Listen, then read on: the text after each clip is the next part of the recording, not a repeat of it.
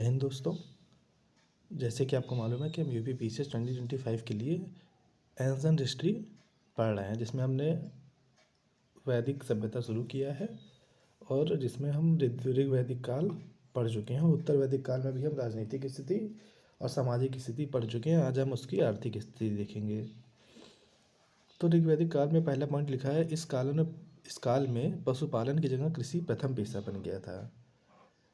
जैसे कि आपको मालूम है कि जो वैदिक काल का काल विभाजन है 1500 से 1000 ऋग वैदिक काल को और 1000 से 600 उत्तर वैदिक काल को। तो 1000 ईस्वी में हमें लोहे के साक्ष्य मिलते हैं। कहाँ से? अतरंजी खेड़ा से। तो मतलब लोहे की खोज हो चुकी थी। जब लोहे की खोज हो चुकी तो उससे कई प्रकार के औजार बनाए गए, जिससे पेड़ों को साफ करके जो भूमि थी उसको खेती योग्य भूमि बनाई गई। तो अब जब खेती योग्य भूमि बनाई गई तो अब इनको जो फसल उगाने की थी उसकी आसानी होने लगी। तो जो पशुपालन था उससे क्या करते थे? पशुपालन समाज का मतलब था कि आज यहाँ है, कल के वहाँ घास खत्म हो गई या कुछ भी हो गया कि फसल जो उगाते थे बिना खेती के ऐसे डायरेक्ट बीज छिड़क के वो हो गए, तो ये मतलब स्थानांतरित करते रहते थे एक जगह से दूसरी जगह।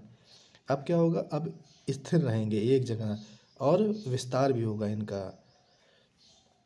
तो क्या हुआ कि पशुपालन की जगह अब कृषि प्रथम पेशा बन जाएगा। और जब कृषि प्रथम पेशा बनेगा तो आप जान ही रहे हैं कि कृषि अधिशेष भी होने लगेगा धीमे धीमे करके।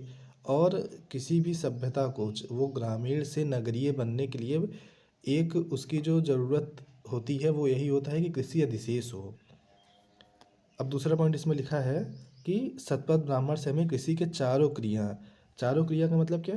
कि पहले आपको मालूम है जैसे हम जुताई करते हैं, फिर बुआई कराएंगे, फिर उसको मुठ काटते हैं, फिर उसको हम क्या करेंगे, फिर उसको भी उसका अगर धान है तो उसको जो है हम मतलब चावल को अलग करते हैं, बाकी चीज़ों को अलग करते हैं। तो ये है क्या? चारों क्रिया, जिसका हमें उल्लेख कहाँ मिलेगा? सतपथ ब्राह्मण में हमें इसका चारों उल्लेख मिलता है। और यहाँ लिखा है विधेय माधव की कथा। तो सतपथ ब्राह्मण में ही एक कथा है विधेय माधव और उग्रश्रवा की। जो कथा ये है कि वो अपने मुख में अग्नि रखते हैं जो जलने लगती है, और वो अग्नि जहाँ जहाँ तक जाती है वो मतलब वो आगे उनके जो पुरोहित थे वो आगे जहाँ जहाँ तक जाते हैं उतनी दूर की भूमि साफ होती चली जाती है। और बिहार में गंडक नदी है, वहाँ जाके वो अग्नि बुझ जाती है गंडक नदी के पास। तो ऐसा माना जाता है कि जो आद थे उनकी पूर्वी सीमा गंडक नदी को माना जाता था कि गंडक नदी के पार वो नहीं जा पाए हैं। तो ये है विधेय माधव की कथा।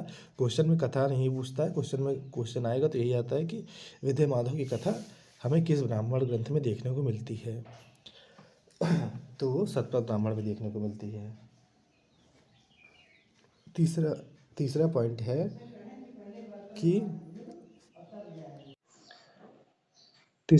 यजुर्वेद में हमें जो लोहे के उस समय जो नाम थे कि लोहा नहीं कहते थे, उस समय लोहे को क्या कहते थे? श्यामयस और कृष्णयस अयस।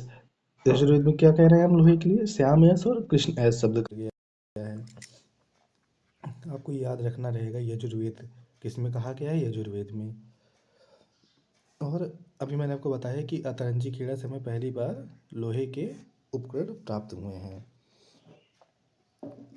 और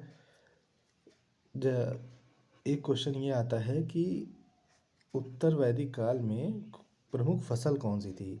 कथन कारण में क्वेश्चन आता है तो धान प्रमुख फसल थी। आपको याद रखना है कि धान प्रमुख फसल थी उत्तर वैदिक काल में। उत्तर वैदिक काल में 4 प्रकार के मृदभांड का मतलब एक बर्तन होता है। 4 प्रकार के मृदभांड प्रचलित थे, मिट्टी के होते थे ये। आप जैसे घड़ा देखते हैं इन सब के इस तरीके का ये होता था।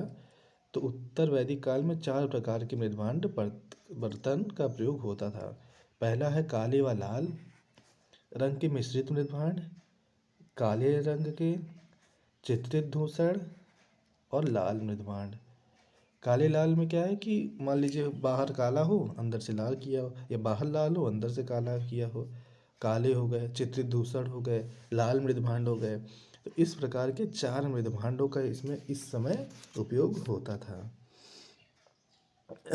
और जो इस समय जो माप था, माप जिससे करते थे उस समय कई हमें वो मिलते हैं कि मापने के करके, जैसे आज हम सेंटीमीटर, इंच इन सब में नापते हैं, उस समय निष्क था, शतमान, ये सब, रत्तिका, गुंजा, ये सब माप की इकाइयाँ थी। निष्क जो पहले क्या था, स्वर्ण आभूषण था। निष्क जो ऋग्वैदिक काल में स्वर्ण आभूषण था, वो उत्तर वैदिक काल में आके क्या हो जाएगा, मुद्रा माने जाने लगेगा। मुद्रा मैंने बताया नहीं आपको कि अब कृषि होने लगेगी तो कृषि का अधिशेष भी होगा, और जब अधिशेष होगा तो उसी को व्यापार में भी यूज़ करेंगे उस अधिशेष को। अब व्यापार में तो वस्तु विनिमय प्रणाली नहीं हो सकती ना, क्योंकि जिस चीज़ को उनको ज़रूरत है उसी चीज़ को हमको ज़रूरत ना हो। तो इसलिए वस्तु विनिमय प्रणाली हम आंतरिक रूप में यूज़ कर सकते हैं, और आंतरिक यूज़ में वस्तु विनिमय प्रणाली ही यूज़ होता था उत्तर वैदिक काल में। मगर व्यापार के लिए एक मुद्रा मुद्रा की ज़रूरत थी, तो मुद्रा का विस्तार हुआ, और आंतरिक रूप से हम सामान्य लेन देन में क्या कर रहे हैं, वस्तु विनिमय प्रणाली का ही प्रयोग कर रहे हैं। और यहाँ पर मुद्रा के कई प्रकार दिए गए हैं, निष्क, शतमान, कृष्ण, पाद, मुद्रा के प्रकार थे। निष्क तो जैसे स्वर्ण मुद्रा थी, शतमान है, कृष्णल है, पाद है।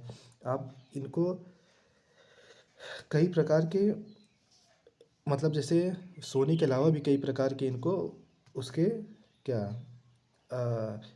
कि टीन, तांबा, चांदी और सीसा, इन सब से भी प्रचलित थे। तो हो सकता हो ये जो सिक्के हैं शतमान, कृष्ण पाद, ये चांदी के भी हैं, शीशे के भी हो सकते हैं, मिक्स भी हो सकते हैं, क्योंकि इनको धातु गलाने का भी अब ज्ञान हो गया था। तो निष्क, शतमान, कृष्ण पाद, ये मुद्रा के प्रकार थे। उत्तर वैदिक आर्यों को समुद्र का ज्ञान हो गया था। ये कैसे पता चलता है, उत्तर वैदिक आर्यों को समुद्र का ज्ञान इससे हो गया था क्योंकि उत्तर वैदिक काल के जो ग्रंथ है उसमें हमें पश्चिमी और पूर्वी दोनों प्रकार के समुद्रों का उल्लेख मिलता है। और समुद्र के उल्लेख से क्या मतलब, व्यापार से, कि इनका व्यापार होता होगा बाहर। तो हमें उत्तर वैदिक कार्यों को यही पता चलता है कि समुद्र का ज्ञान हो चुका था। और इस अब क्या कहना है कि स्वर्ण लोहे के अतिरिक्त इस युग के आर्य टीन, तांबा, चांदी, सीसा से भी प्रचलित थे। तीन, तांबा, चांदी और सीसा, इन चारों चीज़ों से भी प्रचलित थे। वस्त्र निर्माण उद्योग भी था, इस काल में वस्त्र निर्माण उद्योग भी था। जैसे ऊन, सज, सन, सन होता था एक चीज़, ऊन होता था। इनके इनका कहीं कहीं उल्लेख हमें मिलता है, मगर कहीं भी हमें कपास का उल्लेख नहीं मिलता है। जैसे ऊन का और सज का, सन या सन का जिसको कहते हैं, उसका कहीं कहीं उल्लेख किया गया है, मगर कपास का कहीं भी अभी उल्लेख नहीं किया गया है। सिक्के का भी नियमित प्रचलन नहीं था। मैंने क्या कहा आपको, व्यापार के लिए मुद्रा का प्रयोग हो रहा है, आंतरिक रूप में अभी भी वस्तु विनिमय प्रणाली ही प्रयोग में आ रही है। तो ये क्या था, उत्तर वैदिक काल की आर्थिक स्थिति। मेन क्या हुआ वैदिक से उत्तर वैदिक में, लोहे की खोज एक क्रांतिकारी परिणाम बना, जिसने कृषि के क्षेत्र में क्या किया, क्रांति ला दी। कि अब जो स्थानांतरित कर रहे थे अब एक जगह बसने लगेंगे, उनका विस्तार होगा। और विदेह माधव कथा से हमें पता भी चलता है कि इनकी संपूर्ण गंगा घाटी में इनका विस्तार हो चुका था, और इसी लोहे की खोज से ही अब ये व्यापार भी करने लगेंगे साथ में। तो ये थी क्या, इनकी आर्थिक स्थिति। अब उत्तर वैदिक काल में जो राजनीतिक स्थिति है, उसमें आप देखिए कुछ प्रमुख नाम हैं जो राजनीति से संबंधित रखते हैं। इन नामों को एग्ज़ाम में डायरेक्ट क्वेश्चन के रूप में, चार कथन इधर देगा, चार इधर देंगे, और उनको मैच द फॉलोइंग में आते हैं। तो उनको एक बार याद कर लेते हैं कि सेनानी क्या था, उस समय सेनापति था। सूत, सूत किसको कहते थे, राजा के सारथी को, जो घोड़ा लेके चलता था, राजा मतलब रथ जिस पे जाता था उसको जो चलाता था उसको सारथी कहते हैं। उसको क्या कहा जाता है इसमें, सूत। ग्रामणी क्या था, गांव का मुखिया। भागदूत, भागदूत क्या था, कर संग्रह करता, कि ये टैक्स कलेक्शन, जैसे आज के कल टाइम में कलेक्टर हैं, टैक्स कलेक्शन करते हैं, वैसे ही ये थे। भागदूत क्या है, कर संग्रह करता। संग्रहिता, कोषाध्यक्ष, संग्रहिता क्या है, कोषाध्यक्ष है। अक्षावाप, पासे के खेल में राजा का सहयोगी। अक्षावाप कौन था, पासे के खेल में राजा का सहयोगी, मतलब इस समय का मनोरंजन का साधन क्या है? पासा है। पासे ये लोग मनोरंजन के साधन के रूप में है इनका। छता क्या है? प्रतिहारी। गोवी कीर्तन क्या है? जंगल विभाग का प्रधान। महिषी क्या है? मुख्य रानी। मुख्य रानी का मतलब मुख्य लगा हुआ मतलब कि और भी रानियां हैं, उनमें से जो मुख्य है उसको कहा गया है महिषी। सबको महिषी नहीं कहा जाता होगा जितनी रानियां होंगी, महिषी खाली मुख्य रानी को ही कहा जाता है। तो ये आज हमने इनका क्या पढ़ा?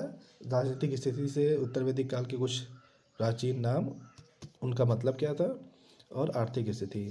कल हम धार्मिक स्थिति पढ़ेंगे, और फिर हम कुछ ऐसे ही पॉइंट्स देखेंगे कि जैसे वर्णित शासन व्यवस्था क्या थी उस समय, क्षेत्र क्या था, शासन क्या थी, उपाधि क्या था, ऋण कितने टाइप के होते थे इस समाज में, ये सब हम देखेंगे।